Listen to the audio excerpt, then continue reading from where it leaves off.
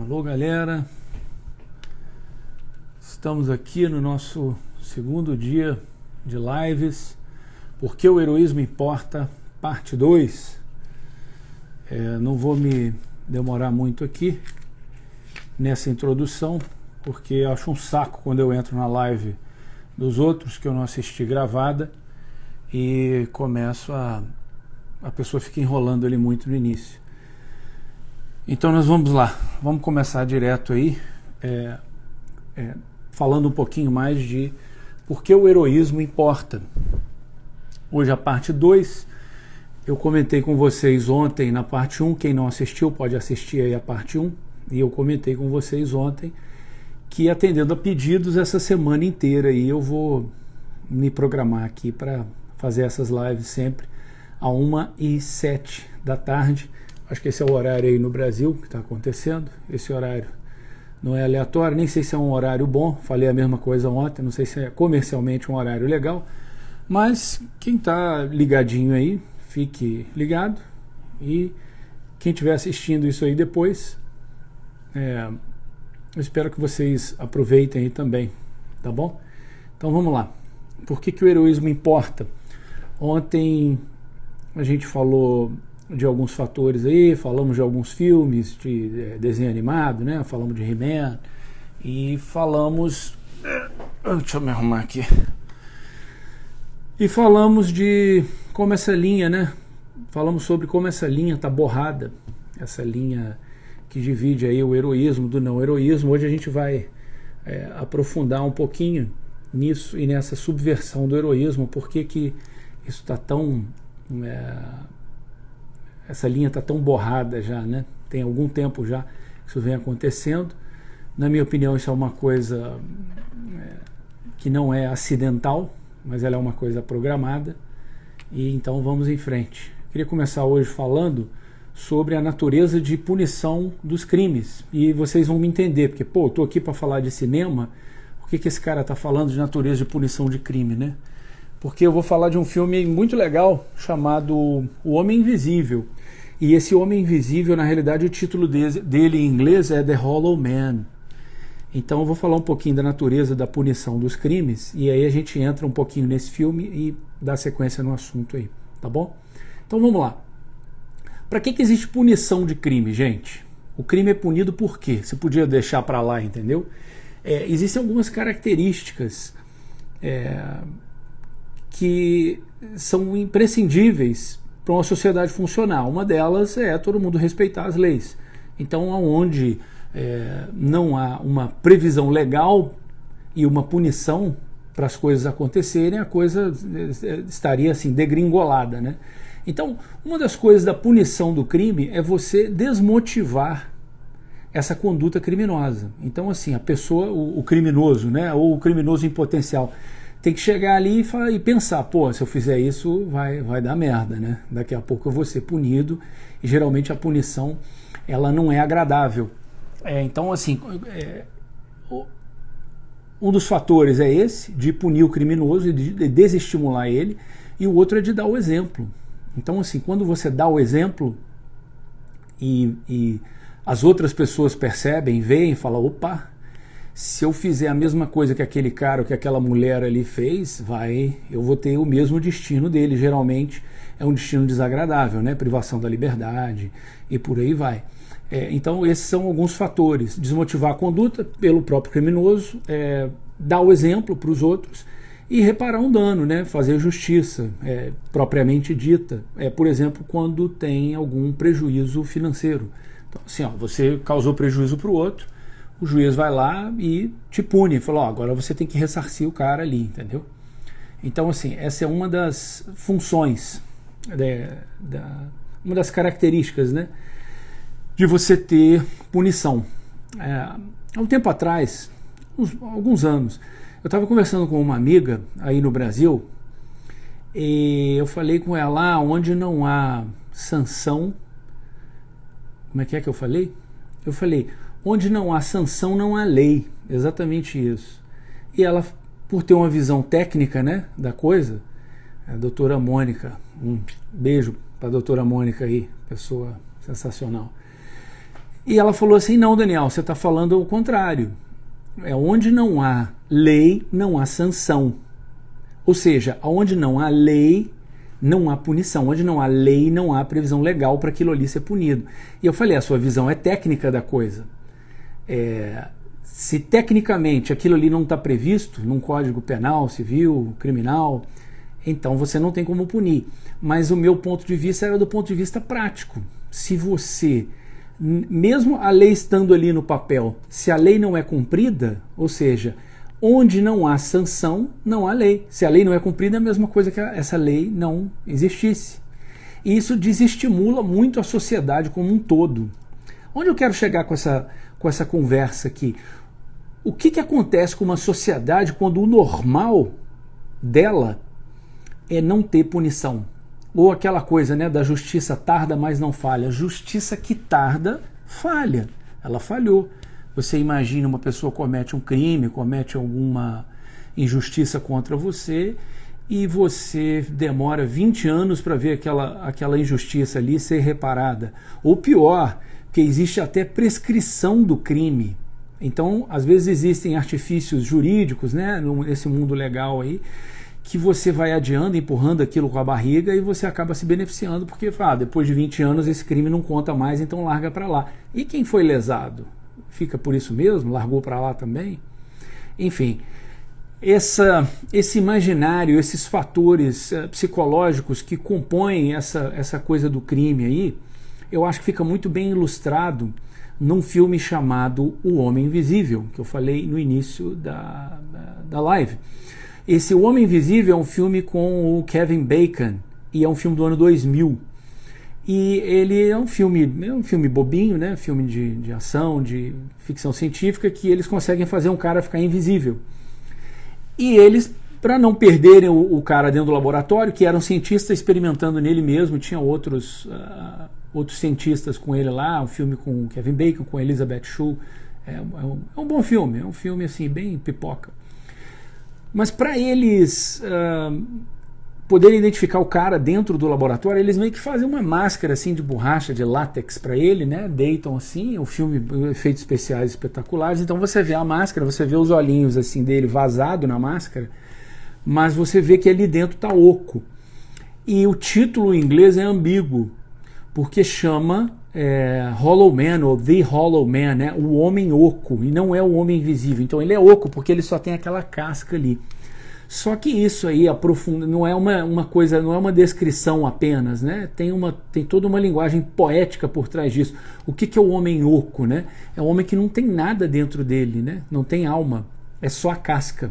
E é o que tem acontecido muito com esses filmes aí de heróis e tal. Por isso que eu gostei desse filme Hollow Man e trouxe esse exemplo aqui para vocês. Tem uma cena que é muito emblemática, que o Kevin Bacon fala assim, ele está conversando lá com alguém, não me lembro aqui agora, mas a fala eu me lembro muito bem. Ele fala assim, você não sabe as coisas que você é capaz de fazer quando você olha no espelho e não vê nada. O que é isso? O cara olha no espelho e não vê nada, e ele então, a consciência dele, o senso de justiça, o receio de ter alguma punição por alguma coisa, simplesmente desaparece. Agora, voltando para uma sociedade, né? Imagina uma sociedade que, é claro, né? Isso é uma bobagem, você se olhar no espelho e não ver nada, só em filme de vampiro e em ficção científica como essa aí. Mas imagina uma sociedade que se olha no espelho e não vê nada, entendeu? Não vê propósito, não vê punição se fizer alguma coisa errada, não vê recompensa se fizer alguma coisa boa, fica tudo por isso mesmo, entendeu? E aí que entra o papel do herói, né? Por que é importante você recompensar o herói? Por que os atos heróicos têm que ser valorizados?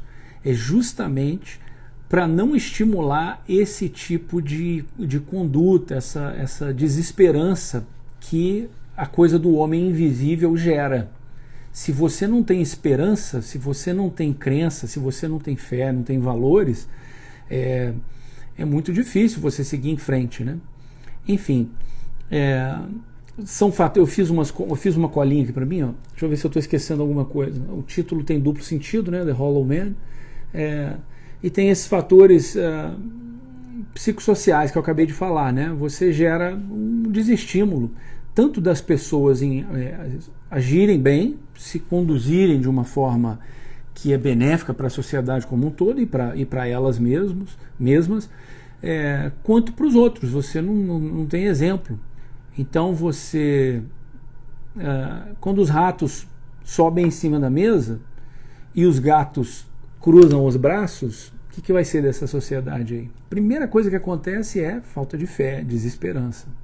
E sem esperança, você não dura nada no jogo. Algumas pessoas simplesmente vão tolerar isso, outras vão se voltar para esse tipo de conduta da mesma forma. Então, assim, você nem queria ser um vilão, mas você acaba sendo um vilão porque você fala, tá todo mundo roubando, também vou roubar, ninguém é pego. Tá todo mundo fazendo isso, então também vou fazer. Eu lembro que a minha mãe falava uma coisa com a gente que era extremamente irritante, e hoje eu dou graças a Deus que ela e meu pai falavam isso, e eu tenho certeza que vocês aí que estão ouvindo isso, já ouviram isso também de um pai, de um tio, de uma avó, de um amigo. Amigo não, mas pai e mãe a gente ouve isso, né? Que é o seguinte, mas a gente falava, né? Mas todo mundo faz isso. Aí minha mãe falava, mas você não é todo mundo. Eu não sou mãe de todo mundo, eu sou a sua mãe. Então, assim, com você eu vou de pequeno que você torce o pepino, entendeu? E aí a gente tinha que entrar na linha, senão era punido, né? E qual que é o oposto, então, da punição? Qual que é o meu amigo Fábio Dub aí, galera? Vocês têm que seguir o Fábio Dub, que esse cara é espetacular, ó. Fábio.dub. Sigam o Fábio Dub aí, galera, que ele faz as melhores dublagens aí do Instagram, da internet. Um abração aí, meu amigo. Voltando aqui à aula. Qual é o inverso da punição, gente? É a recompensa. Então, você fez alguma cagada, alguém vai lá e bate na sua mão, por aquelas razões que eu expliquei anteriormente. E se você faz alguma coisa espetacular, qual que seria o natural? Você ser recompensado. E que tipo de recompensa é essa? Depende. Quanto maior o risco, maior a recompensa. Isso, inclusive, é uma lei até de mercado financeiro, né? Isso é uma lei de mercado. Se você está com uma taxa de juros muito alta em alguma coisa, é porque o risco daquilo ali é alto. Então, assim, para quem está apostando naquilo ali, você tem que ter um retorno que compense o risco que você está assumindo ali. Então, o que são exemplos disso aí? O exemplo mais óbvio de todos é mercado financeiro. Eu não sou profundo conhecedor de mercado financeiro, mas esse conceito é muito fácil de se apreender, né? Um exemplo disso é mercado financeiro, outro exemplo disso são artistas, no caso da recompensa, né? Não só do risco, né? Mas da recompensa. Se aquele ator ali, ou aquela atriz, ou aquele diretor, ele traz um retorno para quem coloca dinheiro por trás dele, para bancar os projetos dele, se ele traz um dinheiro de volta para você, óbvio, você vai colocar a tua grana ali, você vai se arriscar mais, entendeu? Essa é a mecânica, inclusive, o americano ama número, é uma coisa incrível. Então, essa é a mecânica, inclusive, tem sites na internet que mostram qual é o retorno financeiro de cada ator. Então, vou chutar um nome qualquer aqui, a Jodie Foster, né? Atriz, diretora, consagrada. A Jodie Foster tem um rate lá, um ratio, uma taxa de, para cada dólar que alguém investe ali, você tem 3 dólares de volta. O Arnold Schwarzenegger, né? O Arnold, para cada dólar que você investe, você tem 10 dólares de volta. Então, você vai querer colocar a tua grana em quem? No Schwarzenegger ou na Jodie Foster? Vai depender do seu gosto, mas assim, né? Bolso não tem gosto. Então, existe essa tabelinha. Se você bota X num filme do Will Smith, você vai ter quanto de retorno? X num filme do Tom Cruise, você vai ter quanto de retorno, entendeu? Então é uma questão assim de recompensa. E eu estou sendo bem analítico aqui, porque quando a gente fala de número, né, a parte do corpo que mais dói é o bolso. Então isso é muito comum entre artistas, isso é muito comum de você visualizar, né, essa questão da recompensa. Não estou falando de heroísmo. Você consegue ver isso em artistas, né? Músico, pintor. Por que o quadro do fulano vale milhões de dólares e o outro ali vale menos? Alguém quer pagar aquilo ali. tem uma razão de ser. Atletas, né? Esses atletas da NBA, né, que né, jogam basquete, têm salários milionários e contratos milionários com empresas de equipamento esportivo e de comida. Opa, apareceu uma paradinha aqui na minha tela. Enfim, é o risco, é o benefício que você tem de assumir aquele risco, entendeu? Agora, e quando essa coisa não é tangível?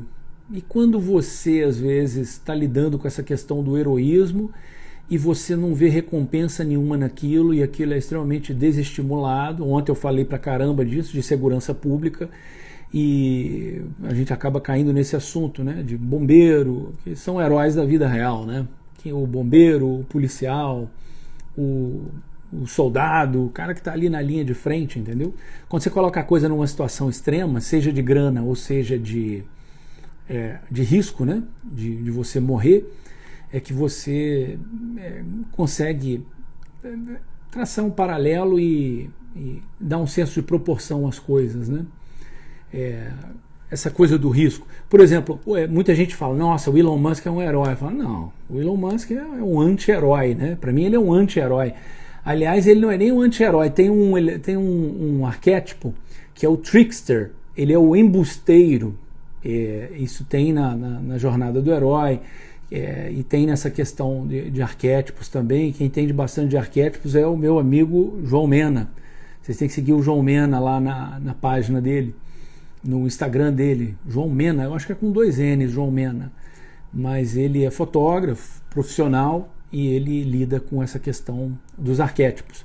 Mas o Elon Musk, né? O Elon Musk é um trickster, e assim, como ele apostou muito nessa questão dos foguetes, né? O foguete passou a dar ré com o Elon Musk, entendeu? E os carros, né, da Tesla, que tem muita tecnologia, e ele é um cara midiático, então tem gente que fala, ele é um herói. Não é um herói, né? Ele é meio um anti-herói. A gente tem uma empatia, tem às vezes uma simpatia pela pessoa, mas não é aquela admiração que você tem por um herói, entendeu? O Elon Musk não é a Madre Teresa de Calcutá, não é... Enfim. Mas vamos lá. Por que os heróis, gente, têm que ser recompensados? Isso é o outro lado da balança, né? Se fosse o Stranger Things aí, é o upside down, né? É o mundo lá de cabeça para baixo. Se o vilão tem que ser punido, o herói tem que ser recompensado. E o que acontece quando o herói é recompensado? Ele depois vai falar, opa, se eu fizer isso aqui, eu vou... É um reforço positivo, né? Psicologicamente falando. Isso aí funciona com criança, funciona com treinamento de animais, né? Cachorro, cavalo. O reforço positivo é sempre melhor que o reforço negativo. Então, por que o herói tem que ser recompensado? E por que a gente, quando vê um filme que o herói é recompensado, quando o cara vence, você vence ali psicologicamente, você tem uma empatia com aquele herói, entendeu? Quando o Rocky Balboa ganha a luta, você ganha a luta. Eu lembro que eu assisti o Rocky 4 no cinema e eu era menino, filme de 85. No final, na última luta, a criançada toda no cinema pulando na cadeira, Rocky, Rocky. Parecia que estava ali na beira do ringue mesmo, entendeu? Por quê? Porque o roteiro é construído para você ter aquela empatia, para você se identificar com aquele personagem ali do filme. E isso é toda uma técnica para você criar essa empatia. E então vem a recompensa. A recompensa no caso do atleta, né, do filme de atleta, todo atleta da vida real é o quê? A vitória, o cara ganhou, passa a ter uma vida de sucesso, passa a ter grana, e a gente cai naquela coisa, né, financeira, né? Então você motiva a conduta do próprio agente. Opa, fiz uma coisa legal aqui, fui recompensado, as pessoas dão tapinha nas minhas costas, dão tchauzinho para mim na rua. É uma coisa que universalmente as pessoas reconhecem. Falam, peraí, eu vou começar a repetir isso aqui. Então isso é um reforço positivo, reforça a ideia de que é legal você fazer aquilo ali, é legal você ter aquela atitude positiva, que às vezes é um ato heróico, né? Quando você faz isso, além de ser bom para você, ou para essa pessoa que está fazendo, isso inspira as pessoas à sua volta. Então, isso já começa a ter um efeito, você começa a desencadear aí uma coisa na sociedade. Se você faz uma coisa, as outras pessoas olham, acham aquilo positivo e falam, pô, vou fazer igual. Agora você já não é mais um. Tem uma fala legal no Batman Begins, né? O primeiro da trilogia do Nolan. Ele ainda nem tá com a roupa de Batman, tá meio improvisado ainda, com aquele capuz de esqui, né? Que só deixa o olho e a boca assim para fora, e ele vai falar com o Gordon, que na época não era nem comissário, acho que ele era sargento no inicinho da carreira dos filmes lá. E aí o Gordon fala com ele, pô, mas você é só um homem? Aí ele fala, agora somos dois. Ou seja, você inspira as pessoas quando você faz alguma coisa positiva. E isso é construído dessa forma em filmes com os heróis, é a mesma coisa. E o que acontece quando você inspira as pessoas? É exatamente o X da questão, e uma das coisas que eu tenho abordado, e falei ontem, falei hoje, vou continuar falando. Você alimenta a esperança. Quando você alimenta a esperança, você dura mais. O nosso querido, saudoso professor Olavo falava, ganha quem dura mais, ganha quem fica de pé até o final, entendeu? Tem isso também, inclusive no filme, né, do Rocky Balboa, tem falas assim no Rocky, em todos os Rocky tem isso aí, né? Mas tem no Rocky Balboa, que é o último filme independente do Rocky, sem contar os filmes da saga Creed, né? O cara fala, você veio aqui para Las Vegas lutar comigo e tal, você é doido, se você me machucar e tal, eu vou bater em você, parará, então fica na sua que eu fico na minha, vamos carregar essa luta aí sem um machucar o outro. Tipo assim, como se fosse uma luta meio armada. Aí o Rocky vira pro Mason Dixon, né, que é o oponente dele no filme, é o lutador de boxe profissional mesmo, que o Stallone contratou para fazer o filme, chama Antônio Tarver, e ele fala, olha, tem gente que vem para Las Vegas para perder, eu não. Aí o cara fala, meu irmão, isso aí já acabou, essa luta já acabou. Aí o Stallone, o Rocky, né, fala, só acaba quando acaba. It ain't over until it's over. Ou seja, ele tem aquele fogo, aquela paixão ali dentro dele da vitória, entendeu? Então, só acaba quando acaba. Você não pode se entregar. Ganha quem fica de pé. Agora, se você mora num lugar que você só perde, e todo mundo à sua volta também só perde, você vai se sentir inspirado? Não. Até aparecer um cara que fala, não vou aceitar, vou ficar de pé aqui, vou apanhar, vou bater com a minha cara na mão do outro até ele desistir, porque eu não vou desistir. E essa coisa da esperança é um negócio espetacular. Eu não estou acompanhando muitos comentários aqui não, gente, que eu me empolguei aqui. O Didi era um herói nos seus filmes, pela parte do sacrifício que o Didi fazia nos filmes, geralmente sim.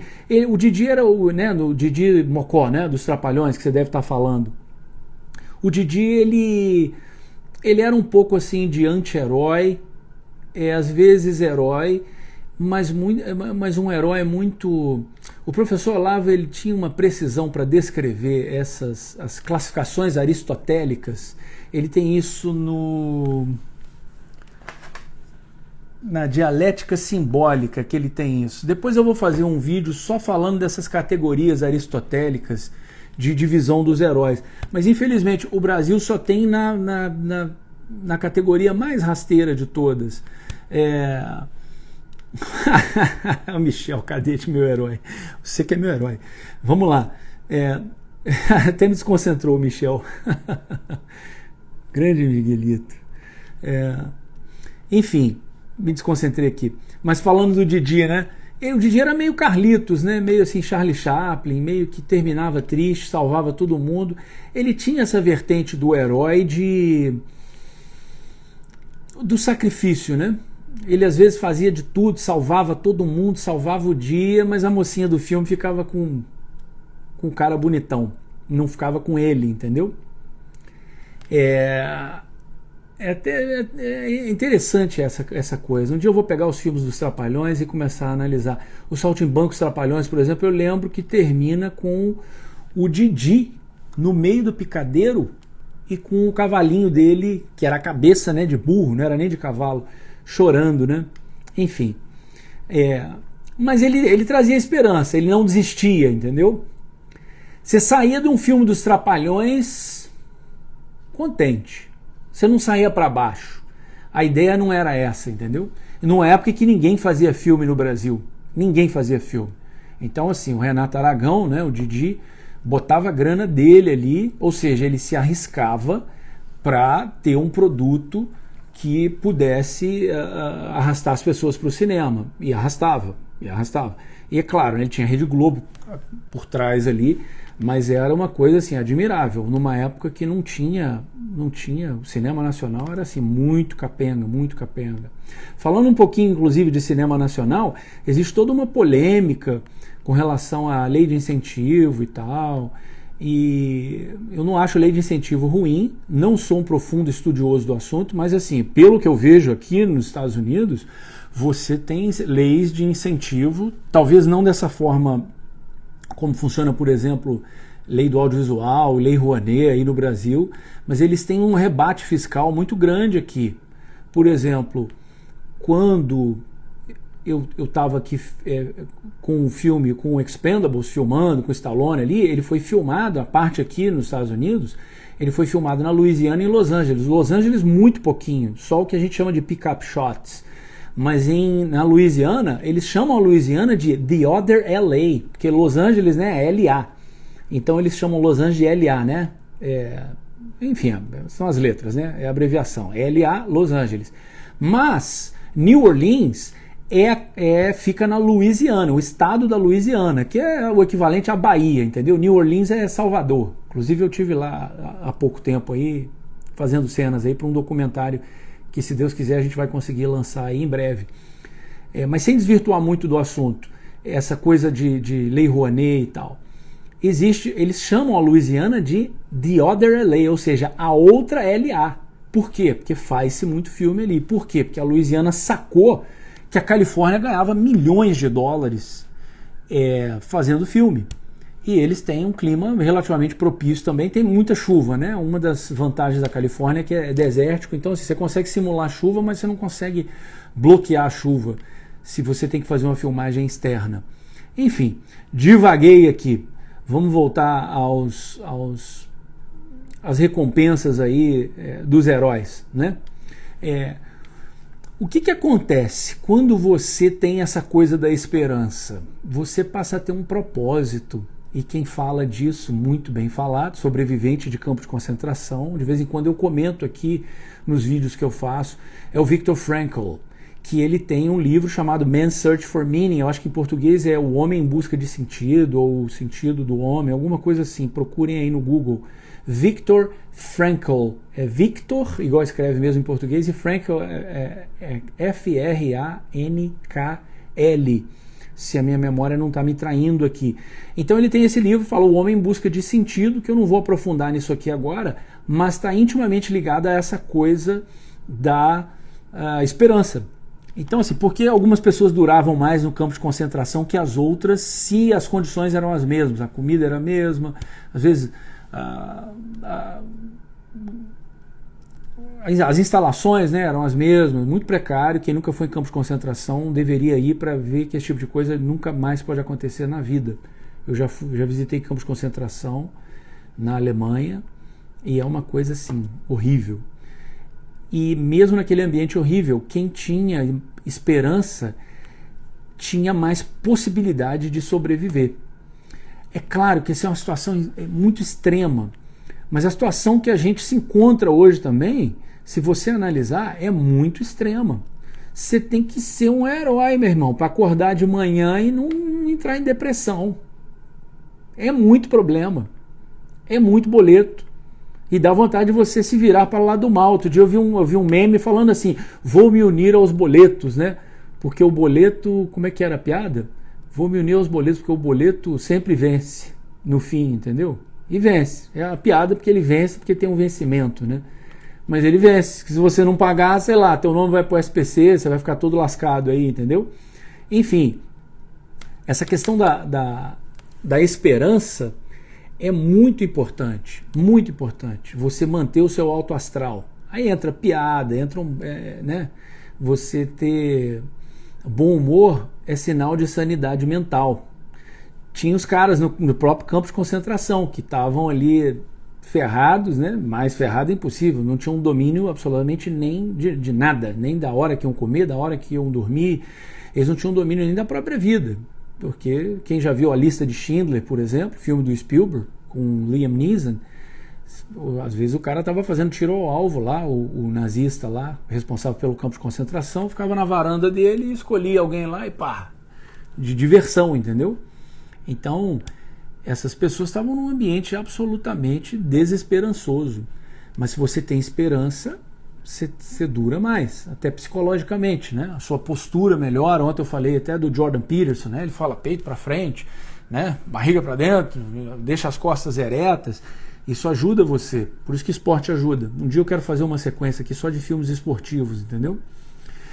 Enfim, é importante você detectar o quão esse tipo de mensagem que chega às vezes, né, pelos olhos e pelos ouvidos, o quanto isso impacta no seu cérebro e quanto que isso consegue regular aí esse nível seu de energia, né, de muita esperança, pouca esperança, de ficar deprimido ou não. É importante você filtrar o conteúdo que você assiste. Essa é uma das razões que eu estou fazendo essas lives aqui. Porque muita gente me pedia, falou, pô, Daniel, não sei o que assistir, ou às vezes, não sei o que eu passo para os meus filhos e tal. E assim, eu vejo muito filme, né? Acabo filtrando e eu escrevo roteiro, então assim, eu sei aonde estão,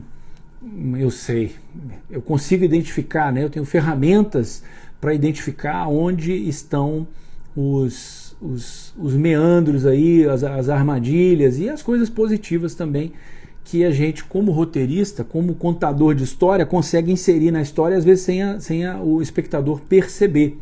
Às vezes até para o próprio bem dele, né? Você tem que segurar o suspense do filme, para o clímax, para até ter aquela catarse, aquela reação positiva.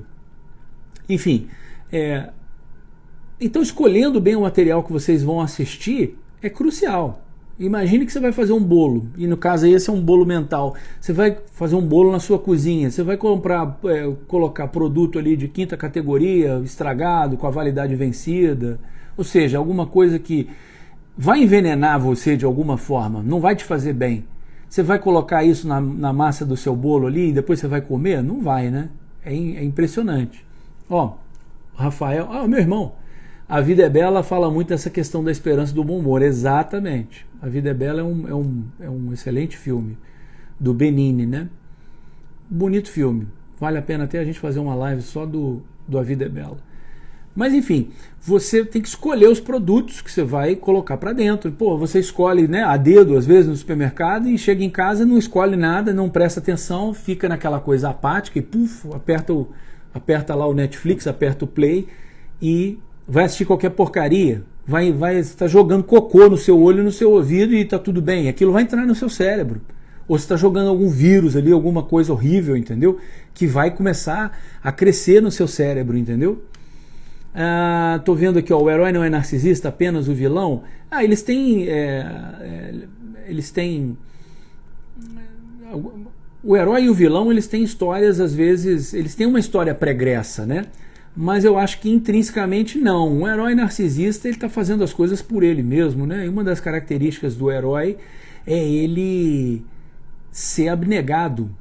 Você vê quem acompanha essa coisa da Marvel aí, você vê a saga impressionante do Homem de Ferro, né? Você vê a mudança, a curva ali, que eu não vou aprofundar aqui agora, mas você vê a curva dele, talvez maior que a do Capitão América, né? Que já é uma pessoa absolutamente abnegada e que trabalha em prol dos outros. Ele é um narcisista assim de plantão, engraçado pra caramba, né? O Homem de Ferro.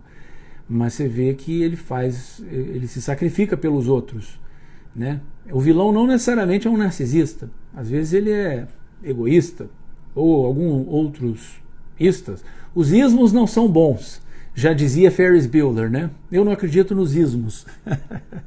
Enfim. Então, quando você escolhe um filme, é importante você escolher um filme, um desenho, uma série que tenha que a pessoa que fez aquilo ali, né, pelos frutos os conhecereis, né? Então, assim, a pessoa que tenha feito aquilo ali tenha tido uma certa responsabilidade ao construir aquele conteúdo ali, entendeu? Então eu vou dar exemplos aqui de responsabilidade. Um eu dei ontem, que foi do He-Man. O Lou Schrimmer, que eu acho que era o manda-chuva lá da Filmation, ele tinha na equipe dele psicólogos para analisar os roteiros e não passar nenhuma mensagem negativa para as crianças. Outra história bem curiosa, bem interessante, é o primeiro filme, o First Blood, o primeiro Rambo, né? Chama First Blood, Primeiro Sangue. É uma fala do filme e vem de um livro também, Primeiro Sangue. No livro e no filme, no livro o Rambo morre, e quem mata ele é o próprio Coronel Trautman, que é o mentor dele. Eles têm uma relação diferente no livro. Mas é um filme falando claramente de PTSD, nem tinha essa sigla, né? PTSD significa Post Traumatic Stress Disorder, né? Desordem pós-trauma, né? Ou seja, veterano de guerra tinha isso. Na Segunda Guerra Mundial eles chamavam isso de shell shock, né? A pessoa ficava meio chocada e tal com os horrores da guerra. Mas o que acontece? Eles filmaram 2 finais só para ter e depois escolher, e isso é muito sábio. O Stallone faz assim 3, 4 finais. O último Rocky Balboa ele fez também, gravou 4 finais. O Rocky ganhando por nocaute, o Rocky ganhando por decisão dos juízes, e a mesma coisa, o Rocky perdendo por nocaute e o Rocky perdendo por decisão dos juízes. E depois você testa isso com o público, né, e vê o que funciona. Mas na época, voltando para a responsabilidade, o Stallone, eles montaram um filme, ficou um filme longo, o Stallone não gostou, ele até cogitou e falou: nossa, eu vou comprar esse filme de volta, esconder o filme, porque ficou uma porcaria, esse filme vai destruir a minha carreira. E ele já tinha feito 2 Rockies, mas não era a estrela internacional que ele virou. Com o Rocky e o Rambo já tinha 2 franquias. Aliás, o cara que tem 3 franquias que arrebenta a boca do balão é o Stallone, né? Porque ele tem o Rocky, o Rambo e tem o Expendables, que já está indo, sei lá, para o 4º filme agora. Mas ele teve uma certa responsabilidade com o Rambo, porque o filme narrava a história de claramente um cara que tinha PTSD, era um veterano de guerra traumatizado, uma máquina do exército americano que saiu do controle, e eles mandam o Trautman lá para arrumar a encrenca, né? O Rambo quebrou a cidade inteira, entendeu? Destruiu tudo, porque ele foi perseguido injustamente, mas não justifica. Enfim, e ele morria no fim. E o Stallone falou isso: a gente vai passar uma mensagem péssima para os veteranos de guerra do Vietnã, que talvez a solução deles, a única solução, seja a morte. Então ele, numa decisão editorial, eles resolveram reeditar o filme, tiraram praticamente todas as falas do Rambo, ele é calado o filme inteiro, ele só reage, ele não mata ninguém. A única pessoa que morre no filme, no livro ele mata, a única pessoa que morre no filme é um policial que está tentando atirar, na covardia, atirar no Rambo que está pendurado no precipício sem a menor chance de fuga. É a cena que ele pula, né, do precipício na árvore. E esse policial cai do helicóptero quando o Rambo dá uma pedrada no helicóptero. É a única pessoa que de fato morre no filme. Mas o Stallone pensou e falou: olha, essa vai ficar muito ruim, é uma mensagem muito ruim para os veteranos de guerra americanos. E foi uma decisão acertada, né? Ele, ao invés de morrer, ele vai preso, ou seja, ele tem que pagar pelas consequências dele. Ou seja, é um filme bem realista, né? Ontem eu falei de verossimilhança, né? E ele também foi uma decisão acertada comercialmente falando, porque nasceu ali uma franquia bilionária. Se o Rambo morreu, acabou. Não tem Rambo 2, não tem Rambo 3, não tem Rambo 4 e não tem o Rambo Last Blood, né? Que faz uma alusão ao primeiro sangue, First Blood, e o último sangue é o Last Blood, que é o último Rambo, o Rambo 5. Então, o que tem acontecido, e eu vou encerrando por aqui, o que tem acontecido é uma subversão do heroísmo. O que tem acontecido com os filmes ultimamente? Você, eu tenho mania de falar você, né? Os roteiristas, os produtores, quem manda, né, nos filmes, para ser, e os historiadores também, né? A grande culpa disso aí também é de muito historiador. Para ser preciso com relação para ter precisão histórica com relação tanto a heróis, né, principalmente heróis da vida real, você acaba expondo também as falhas do herói, entendeu? Tipo, vai falar assim, pô, Winston Churchill, um grande herói e tal, né, ajudou a combater o nazismo, ajudou a Inglaterra e ajudou, né, a derrotar o Hitler. Mas ele era beberrão. Pô, o problema do cara se ele bebe, dane-se. Se ele não estava batendo na mulher dele e não estava dirigindo bêbado, e daí que ele era um beberrão, entendeu? Mas virou modinha de uns anos pra cá, e essa subversão ela é muito exacerbada quando você está tratando de cinema. Isso, né, vem exatamente da Revolução Russa e Guerra Fria, a coisa cresceu muito, entendeu? Você começa a borrar essa linha de, ele era bonzinho, mas ele também era vilão. Pô, mas o cara venceu o Hitler e daí que ele tomava uns goró a mais aí, entendeu? O problema é dele. Então, quando você perde o senso de proporção, você começa a tratar, você começa a justificar bandido, entendeu? Mas tadinho, olha lá, ele é vilão, mas ele tem uma justificativa, ele tem uma explicação por que ele é vilão. E o mocinho, né, o herói, lá, ele é mocinho, mas ele também fez essa coisa aí, que ele não é tão mocinho assim. Falei, o interesse das pessoas nos heróis, no heroísmo, não era e não deveria ser, mas infelizmente hoje em dia nas falhas. A gente fica olhando o melhor que pode existir do vilão e o pior que pode existir do herói. Então, o que acontece quando você não faz isso? Você tem um sucesso igual o Top Gun. Porque você vê o Tom Cruise, né, no Top Gun, o Pete Mitchell. Ele é um cara que ele é indisciplinado, ele tem um monte de defeito, entendeu? Mas você foca nisso nele? Não. Você foca no que ele tem de melhor. Então, assim, quando você foca no que você tem de melhor, é o quê? Isso é passar pano? Eu tô vendo aí, Churchill venceu Hitler, mas fez acordo com os russos. Um problema de cada vez, sem dúvida. Hoje em dia, né, a história vai julgar esse tipo de coisa, mas o Hitler foi parado, entendeu? Enfim, quem eu não consigo ver, C.M. Her. Enfim, essa é uma história que a gente poderia ficar aqui muito tempo analisando. Eu estou fazendo exatamente um recorte da história, entendeu? E eu estou fazendo aqui exatamente um recorte da vida do herói, porque todo mundo tem a área mundana da vida, a área ordinária, a área de botar um short, um chinelo, vou ali na padaria comprar pão, né? Um policial que salvou alguém tem essa parte também. Mas o que faz as histórias andarem, e elas são bem condensadas, tanto na literatura quanto em filmes, são os momentos espetaculares, ou os momentos pivotais, que a história vai mudando de ângulo, entendeu? Olha o Michel falando aí, rouba mais faz, exatamente, essa relativização, entendeu? De, ele rouba, mas pelo menos ele faz alguma coisa. Não dá para tolerar uma coisa dessa, entendeu? Rouba mais faz, não dá. Enfim, quando você pega um herói, é passar pano você não falar dos defeitos dele? É sim e não. Por que é meio que passar pano? Porque, o cara tem defeito também. Tô falando aqui já de herói da vida real, entendeu? É bem interessante. O herói muito certinho, nem no cinema é legal. A gente acha meio chato. O filme é meio bobalhão, assim, entendeu? Por exemplo, quem que é mais legal? O Capitão América ou o Homem de Ferro? Já vem pedrada aí quem estiver assistindo o vídeo. Talvez não agora, mas depois vocês coloquem aí nos comentários. O Homem de Ferro é mais engraçado, né, gente? Ele é mais assim, ele é mais interessante do ponto de vista dramático, né? O outro tem a força de caráter dele, sem dúvida. Tem, vamos dizer, os problemas existenciais dele, as coisas que ele tem que superar. Mas, voltando à passação de pano, né? É passar pano pro cara quando você não analisa ele como um todo?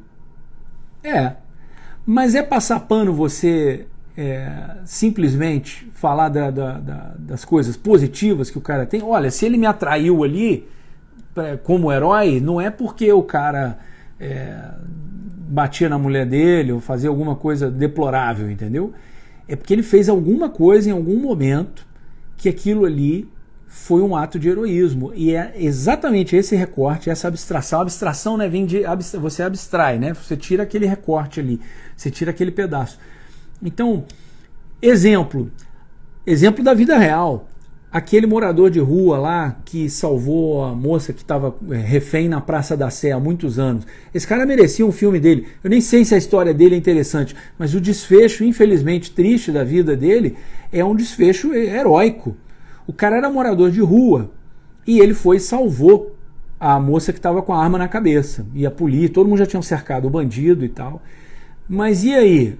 Então ele não é herói, por que ele estava morando na rua? Ele devia ser cachaceiro, ou usava droga, ou não soube administrar a vida dele, abandonou a mulher, os filhos, foi viver na rua, sei lá qual é a história do cara, entendeu? Mas naquele momento ali ele foi heróico, sacou? Então assim, essa abstração que eu acho importante a gente fazer e pegar o melhor de todo mundo, o melhor de todos os mundos, inclusive das histórias, inclusive das narrativas. Eu vou traçar um paralelo aqui bem bobinho, que é o seguinte: o Arnold Schwarzenegger, quando tinha a carreira dele de fisiculturista, ele era muito inteligente, muito malandro. Quando ele ia malhar peito, né, exercício de peito, ele gostava de fazer exercício, por exemplo, com o Franco Columbu, que era o maior parceiro de treino dele. Quando ele ia malhar costa, malhava também com o Franco Columbu.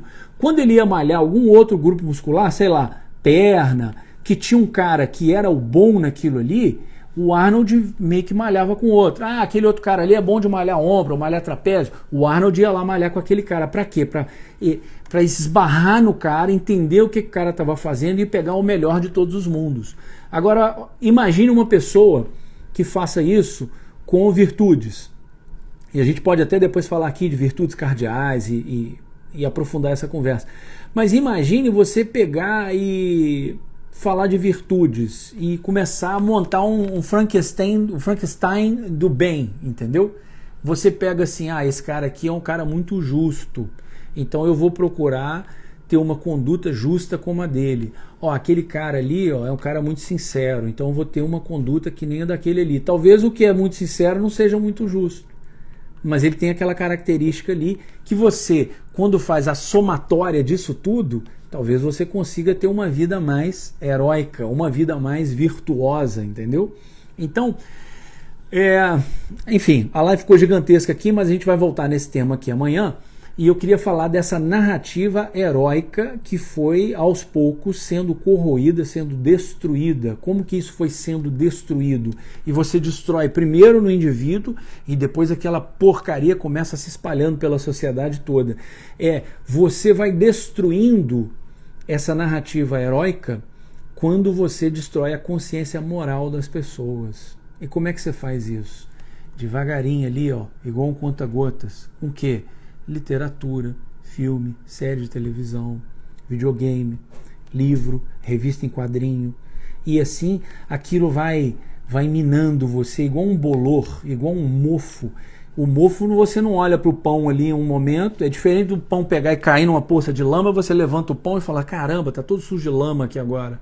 Agora, você deixar o pão no armário ali, vai surgir um mofo pequenininho, verdinho no cantinho, e ele começa devagarinho ali. Se você não mexer, se você não limpar e não cortar aquele pedaço ali, o mofo vai espalhando, espalhando, espalhando.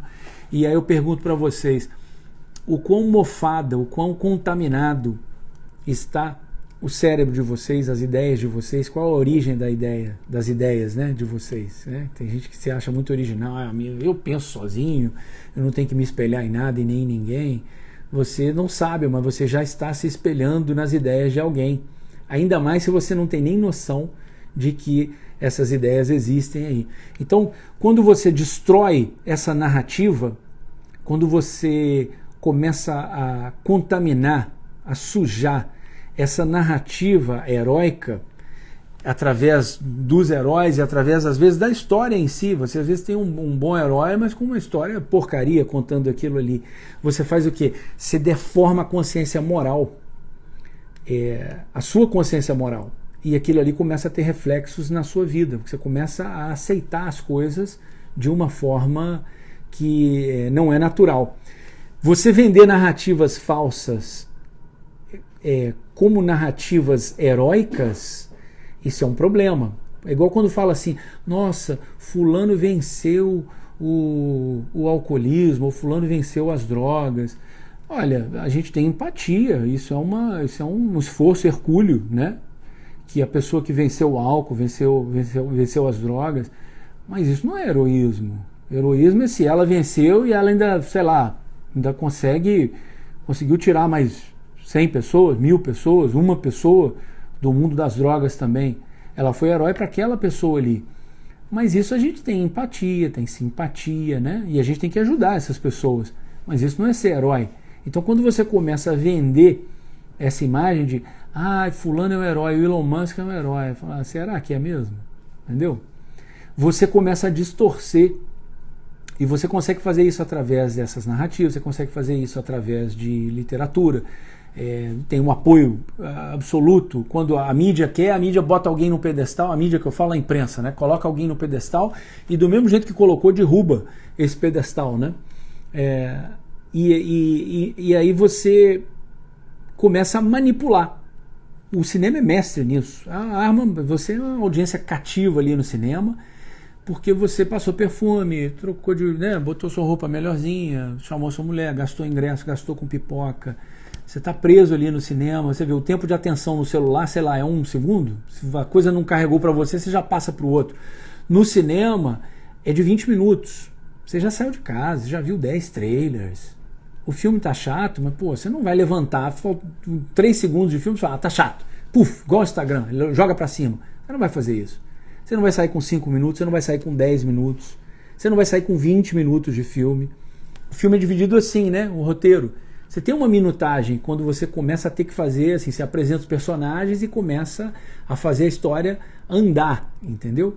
Quem era mestre nisso? E era só empulhação, só mentirada, mas ele era mestre em manipular. Ele pegava essas ferramentas do cinema e manipulava através de imagens, de uma narrativa falsa, narrativa heróica falsa. Era o Sergei Eisenstein, né? Cineasta soviético, fazia filme de propaganda soviética. Só empulhação. Enfim, o que mais eu tenho aqui para vocês? Das minhas notinhas, ó. Falei do Eisenstein, falei, dominava a técnica, mas era uma coisa sem alma. E aí a gente faz um full circle, né? Os filmes dele tinham técnica, ou seja, tinha a máscara de látex. A gente vai fechar o círculo aqui que eu comecei esse bate-papo aqui falando do homem oco, né? Do homem invisível, The Hollow Man, né? Em inglês o homem oco. Esses filmes geralmente são ocos, são sem alma, não tem ânima, não tem um movimento próprio. Eles só têm o quê? A técnica. Você tem a tecne e a arete, e isso é assunto para um outro bate-papo. Mas o que eu gostaria de condensar aqui nesse finalzinho é que o cinema é uma arma poderosíssima de manipulação. Quem domina essa técnica consegue manipular. O Eisenstein fazia isso através de imagens, né? Ele colocava uma imagem aqui, outra imagem aqui, e você tem que achar que a coisa partiu de você. Porque se eu chegar para você falando assim, isso aí é assim, você vai se questionar. Agora, se eu falo A, falo B, e você pensou no C, que eu te induzi a pensar em C, A, B, você não vai falar bicicleta. A, B, C. Você acha que você pensou C por conta própria, mas eu te induzi. Se eu falar para vocês assim, vamos lá, gente, todo mundo comigo. 1, 2, abajur. Não. Eu estava te induzindo a falar 3. E o Eisenstein era mestre em fazer isso. E ele manipulava as pessoas. Só que eram o quê? Filmes sem alma. E hoje em dia, um dos problemas do cinema são esses filmes sem alma. Só que você faz um filme de 100 milhões de dólares, você coloca mais 100 milhões de dólares só para divulgar o filme, e aquilo entra na cabeça das pessoas, e você acha que aquilo ali foi uma ideia original sua, mas não. Tem uma agenda ali por trás. Entendeu?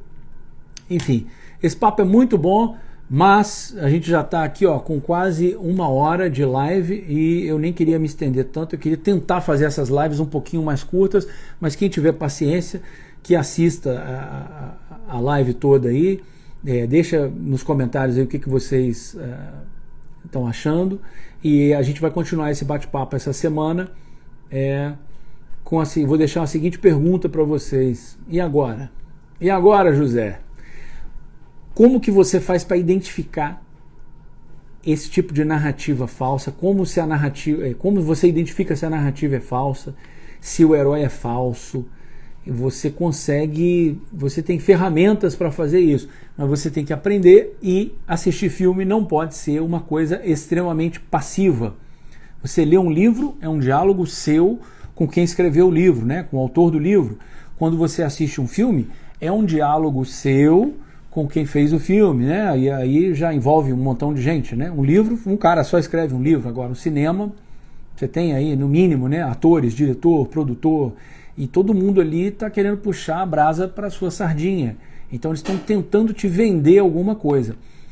Talvez essa coisa que eles estão tentando te vender não seja tão positiva para você.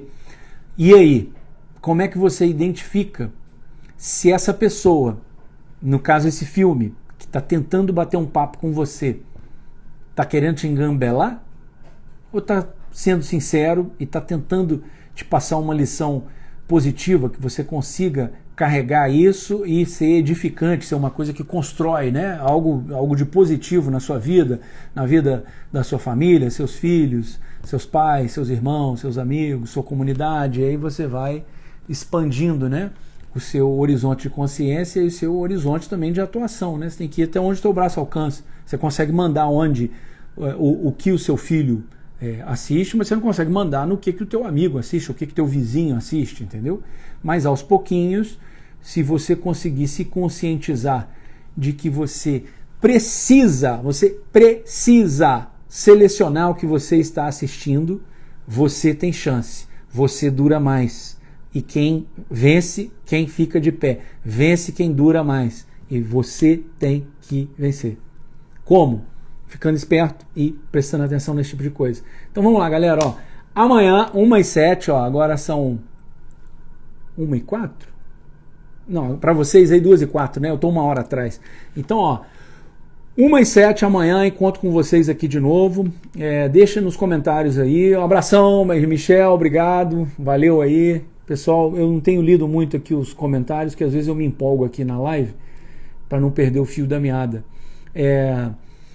Vou postar esse vídeo aqui também no canal do YouTube. Quem não segue, por favor, sigam lá, que tem conteúdo que eu vou começar a postar só lá no YouTube. É canal do Bertorelli.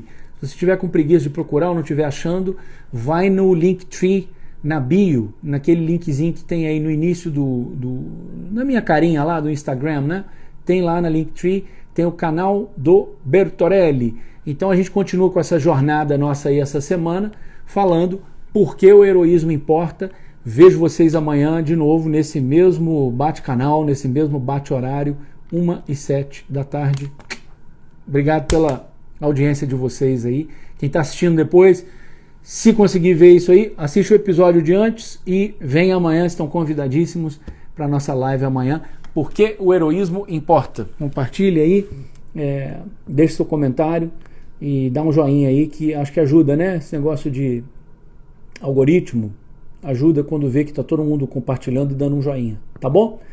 Obrigado aí pela companhia de vocês, e eu vou tentar interagir mais com vocês aqui, mas aqui eu não tenho muita prática, mas que esse conteúdo aí consiga ajudar vocês de alguma forma, tá bom? Um abraço para todos vocês aí e até lá. Vamos ver como é que eu encerro isso aqui agora. Vou dar um soco aqui, ó.